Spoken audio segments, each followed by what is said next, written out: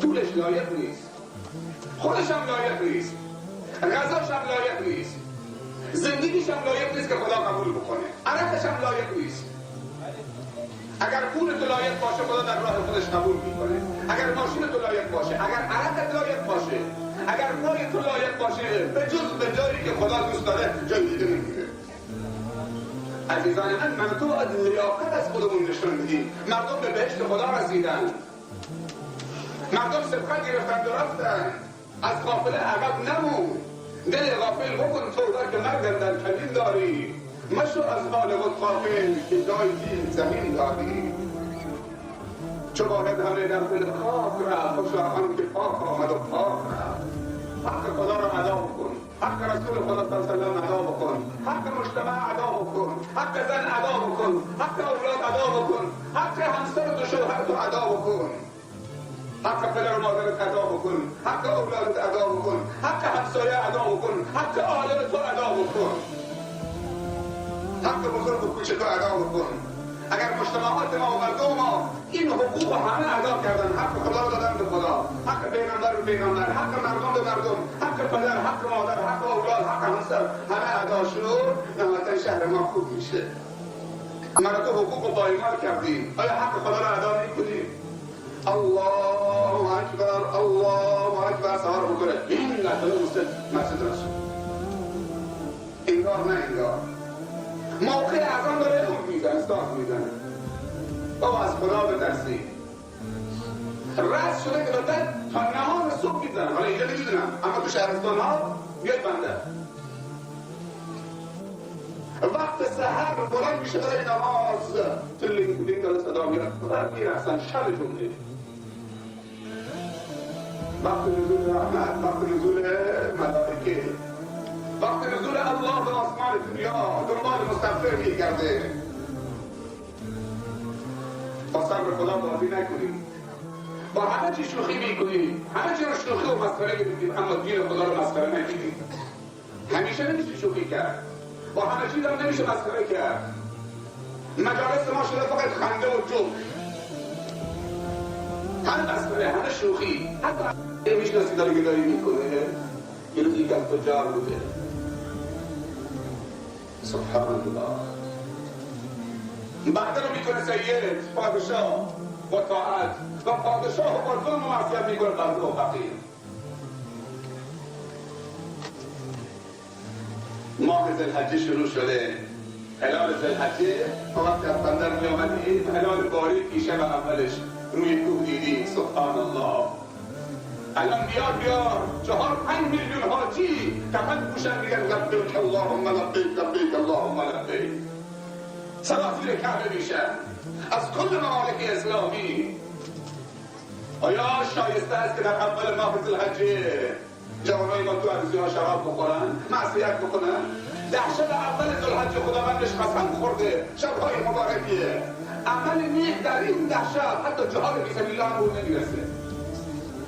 والفجر وليال العشر والشفع والوتر والليل إذا يسر هل في ذلك قسم لذي حجر ألم تر كيف فعل ربك بعاد إرم ذات العماد التي لم يخلق مثلها في البلاد وثمود الذين جابوا الصخر بالواد وفرعون ذي الأوتاد الذين طغوا في البلاد فأكثروا فيها الفساد فصب عليهم ربك صوت عذاب إن ربك لبالمرصاد.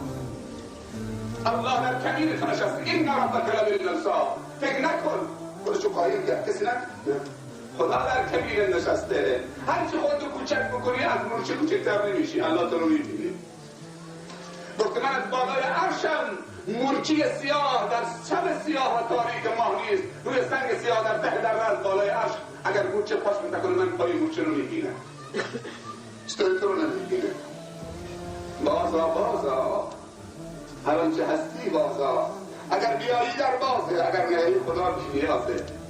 این در از اولی که ما وارد شدیم بازه، همین در خانه هر بلنگش بازه. از ساعت 7:30 که ما آمدیم این در بازه، هنوز بسته نشده، هر کسی بخواد داخل بازه.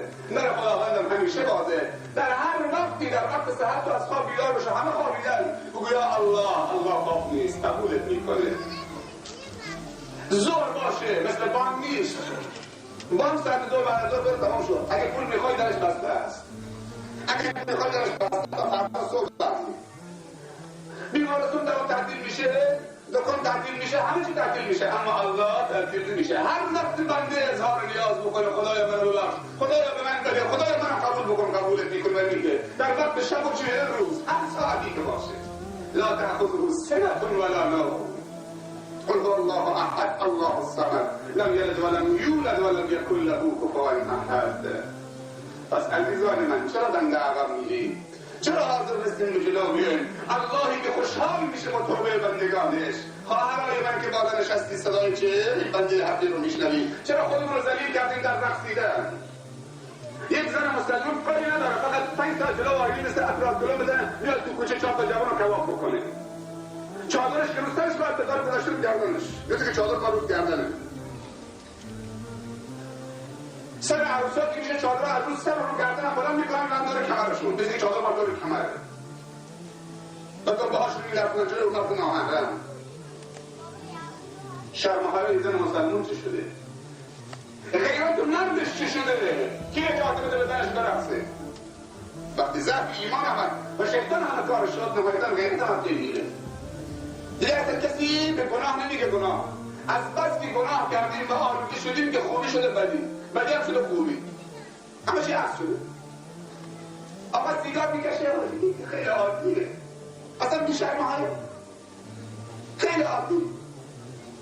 حالا اگه چیز خوبی برو تو کاری سیگار میکش، برو تو مسئول حرام، برو دیگه. اگه واقعا چیز خوبی یه نفس سیگار رو هم بیدید همینجا یه نفس سیگار که داره هر کسی هم داره جرأت نمی‌کنه. یه نفس سیگار میخوام پشت این میکروفون چاقش بکنم بکشم دورش هم دارم تو صورتش کنم خوبه؟ یقه من رو میگیری از پس در از رو دیوار نه از در پرتم میکنم پشت دیوار. ما دیگه شیخ ندیدیم که سیگار بکشه. اگر شیخ ندیده بودی که سیگار بکشه پس مسلمان باید سیگار بکشه.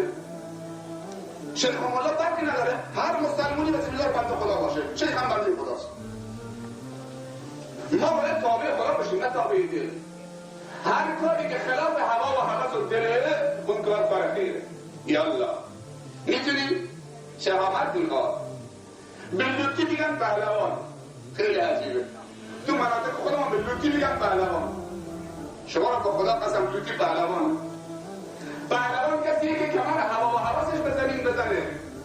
پهلوانی لوتی کجاست؟ نشونم بودیم. به یه رقاصی میگن هنرمند. عجب هنری داره نشون میده. فنان هنرمند عجب هنریه.